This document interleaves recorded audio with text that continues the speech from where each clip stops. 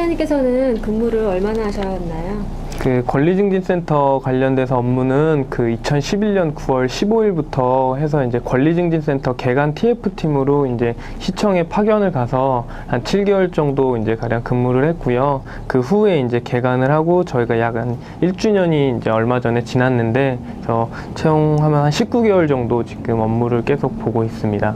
장애인 권리증진센터가 성남시 장애인들에게 어떤 의미가 있다고 생각하십니까? 개간을 하고 1년 정도 일을 했는데 그 처음에 찾아오시는 분들은 너무나 이제 생각보다 저희가 이제 인권 관련돼서 이야기를 하면 이제 도관이라든지 이런 사건들을 많이 접하게 되잖아요. 그래서 그런 사건들이나 이런 그런 좀 어마어마한 일들이 있지 않을까라는 예측을 했었는데 그런 사건들이나 좀 큰 이슈가 될 만한 일들보다는 다행히도 이제 정적인 분들이 많이 찾아오시더라고요. 5년 전에 어떤 동네 주민한테 5만 원을 띄웠는데 못 받았어요.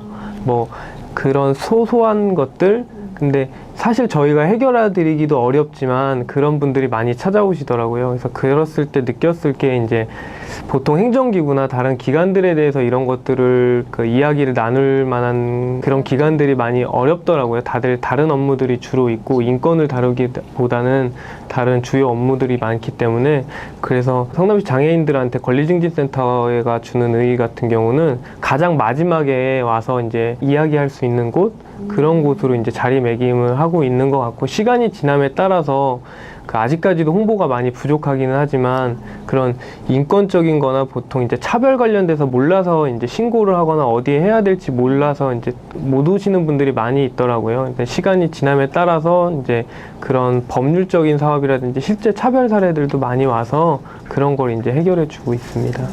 특히 기억에 남는 분이 계신가요?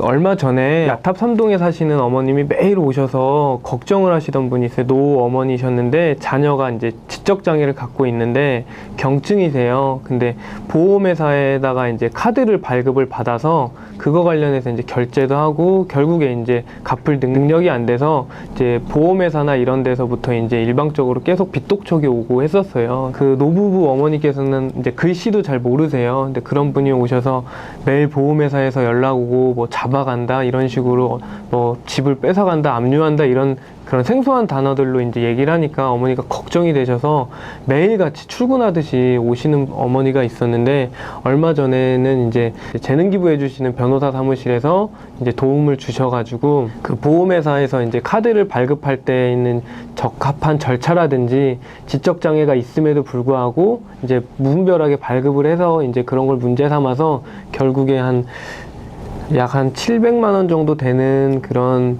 금액을 다 없애주시고 그 후에 보험회사 쪽에서도 이제 장애로 인해서 이제 카드 발급 받았을 때 이제 주의사항이라든지 이런 것들을 전파하겠다라고 해서 이 사건이 좀 기억이 남아요. 법무법인 금성이라는 변호사 사무실에서 저희가 그 협약을 맺고 꾸준하게 이제 도움을 받고 있는데요. 그 매주 1회씩 방문을 하셔서 그 직접 장애인들하고 만나서 이제 어려움이나 이런 것도 상담도 직접 해주시고 그 후에도 소장이라든지 뭐 소송 진행이라든지 이런 것들에 대해서 다 무료로 제공을 해주고 있는 사무실입니다. 1년 동안 운영해 오셨는데 그동안 어려움은 없으셨나요?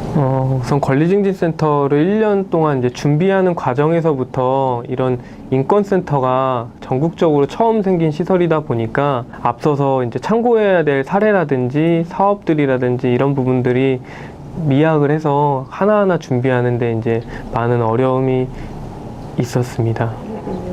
앞으로의 계획은 어떻게 되시나요?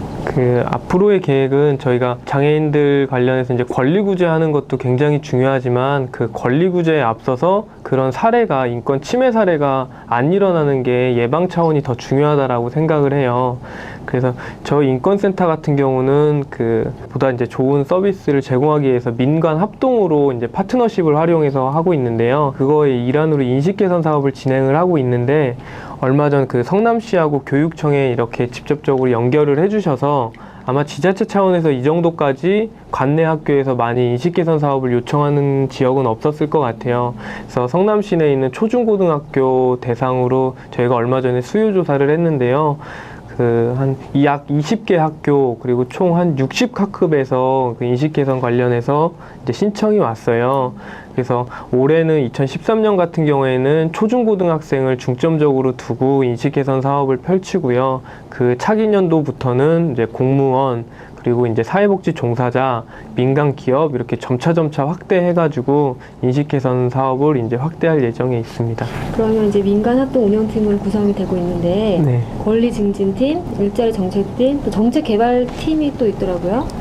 저 홈페이지를 보니까. 네. 예. 그 팀을 일단 크게는 사업별로 구별을 했어요. 그래서 가장 그 핵심 사업인 인권 사업, 장애인 그 권리구제라든지 법률 지원이라든지 인권 사업 등이 있는 그런 인권 자리랑 두 번째는 일자리 지원을 해서 저희가 뭐 직업 영역 개발 사업이나 일자리 네트워크 구축 이런 사업들이 있고요.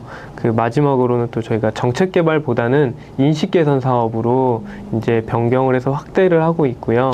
하지만 이제 정책 개발 사업 같은 경우는 저희 쪽보다는 아마 그 시에서 정책을 이제 계획을 하고 시행하는 데 더 효과적이기 때문에 거기에 저희가 이제 비교적 참여를 많이 해서 이제 지원을 하고 있고요. 성남시 장애인 인권조례에 따르면은 그 장애인 복지 관련해서 매년 장단기 개혁이나 5년 단위로 해서 계획을 짜는 그런 그 조례상의 내용들이 있어요. 그래서 그 사업들 같은 경우에는 그 공무원들이 진행을 하기보다는 사회복지 전문성을 갖고 있는 분들이 이제 진행을 해서 이제 외부 이제 학교라든지 외부 기관들랑 협력을 해서 이제 진행을 하고 있고요.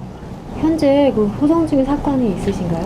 그 교통사고로 해서 아마 어제 이제 결론이 난 건데 그 장애로 인해서 그 보험회사 쪽에서 이제 보통 비장애인들에 비해서 보험이라든지 보험 처리를 낮게 측정을 한 경우가 있더라고요. 그래서 어제 아마 그게 종결이 됐을 거예요. 이것도 법무법인 금성 변호사 사무실에서 이제 보험회사 측하고 전화 연락을 해서 그 차별 없이 그냥 보통 비장애인들하고 마찬가지로 보험 처리해서 그 금액을 받는 걸로 어제 이제 종결이 됐습니다. 한 달 평균 몇 분이나 이용하시는 것 같아요? 전화 상담 문의 오시는 분들이 많이 있어요. 전화하시는 분들 같은 경우는 일일 평균 한 10통 이상씩은 오시는데 이분들에 대해서 반드시 인권 관련돼서 이제 전화 오기나 이제 연락 오는 분들은 보다는 정보 제공 차원에서 많이 오시거나 그 사회복지 종사자, 장애인 복지 종사자들한테서 인권과 관련돼서 연락이 오는 경우가 많고요. 그 내방을 하시는 분들 같은 경우는 그 일주일에 한 10명 내외로 이제 방문을 하셔서 오시고 그쪽에 대해서 한 50% 이상은 또 일자리 쪽 욕구가 있어서 바로 이제 일자리 쪽을 연결해 드리고 있습니다. 한마음복지관 내에 있다 보니까 네. 그래도 장애인분들이 드나들기가 쉽고요. 네. 이용하는 거에 어려움이 좀 덜할 것 같아요. 네. 그렇죠.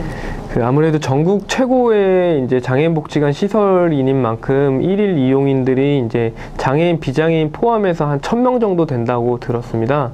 그래서 그것 때문에도 이제 복지관을 이용하러 오셨다가도 혹은 복지관에 있는 기관 방문을 하러 오셨다가도 이렇게 1층에 이제 이게 생소하잖아요. 인권센터, 권리증진센터가 생소하다 보니까 한번 들리셨다가 또 이제 오시는 분들도 많이 있고요.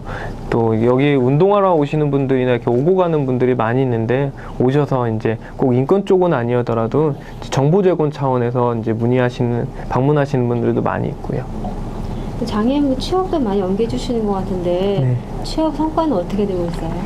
저희가 그 장애인들을 이제 구인하고자 하는 업체들은 상당 부분 많이 있는데 실제적으로 구인 업체에서 원하는 장애인들의 그런 생산력이나 이제 직무 능력이 너무 높다 보니까 저희를 방문하시는 그런 오시는 분들은 중증 장애인들이 많이 있거든요. 특히 발달 장애인도 많이 오고 그래서 저희 같은 경우는 직접 알선을 하는 경우보다는 그 개관과 동시에 이제 성남 시내에서 장애인 일자리 관련돼서 업무를 하고 있는 수행기관들을 다 이제 모집을 해보니까 총 9개 정도가 있더라고요. 그래서 그런 9개 기관하고 네트워크를 형성을 해서요. 저희 권리증진센터 내 홈페이지에 이제 구직 정보라든지 구인 업체들 정보를 올리면은 전화 연락을 해서 그런 유관기관들한테 연결을 하는 경우도 있고요. 또 저희가 1차 상담을 상담 후에 거기에 가장 적합한 기관을 이제 연락을 해서 연결하는 경우도 있고요. 그래서 민간 활동을 운영하고 있기 때문에 굉장히 이점이 많이 있는 걸로 알고 있고요. 네. 타시에서 벤치마킹을 오시나요? 많이 오세요. 예를 들어서 최근에 지금 경기도 인권센터가 지금 위탁 공고를 네. 냈잖아요. 그거 관련해서 이제 준비하는 기간 같은 경우에서는 이제 많이 연락이 와서 저희가 이제 그거 관련해서는 딱 저희가 미리 이제 폼을 만들어 놓을 정도로 이제 연락이 많이 오세요. 그래서 대부분 이제 저희가 좋은 취지로 다 공유를 하고 있는 거고, 저희보다 이제 앞서서 이제 실천하고 있는 장애우 건의문제연구소에서도 저희가 많이 도움을 많이 받았었거든요. 그랬던 것처럼 저희도 이제 다른 지자체나 이제 기관에서 이제 연락이 왔었을 땐 적극적으로 협조를 하고 있습니다.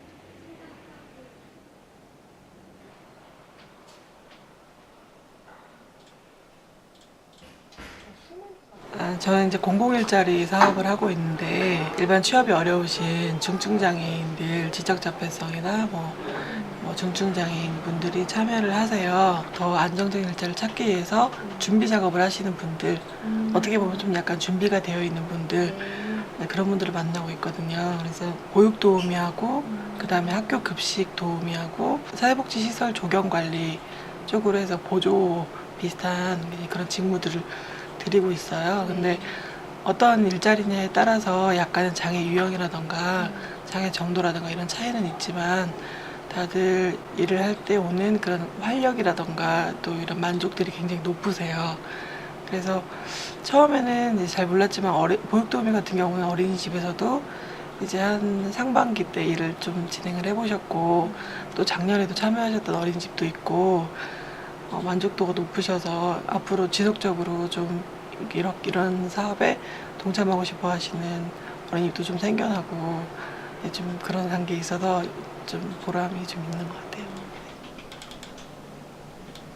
저는 이제 인권 상담하고 법률 상담을 지금 담당하고 있고요. 전화 상담 같은 경우에는 이제 조금 정보 제공하는 부분들이 많이 있기 때문에 그런 부분에 있어서는 이제 즉각적으로 하는 거에는 만족을 하시는데, 실제로 직접 오셔서 상담하시는 분들이 만족도는 오히려 더 높은 걸로 나타나고 있고요. 외부에서 이제 억울한 일 당하시거나 진짜 인권 침해 당하신 분들 오셔가지고 그런 거의 이제 매일같이 찾아오셔가지고 거의 속풀이를 하시는 경우들이 많아요. 그래서 얘기를 다 하시고서 이제 속이 후련해졌다 하고 나가시는 분들도 많고, 근데 실제적으로 요즘에는 이제 법률 지원이 좀 많이 늘어나면서 그분들한테도 뭐 준비 서면이라던가 답변서, 소장 이런 거 작성을 좀 지원을 많이 해드리고 있어서 이런 부분에서도 만족도 높게 나타나고요.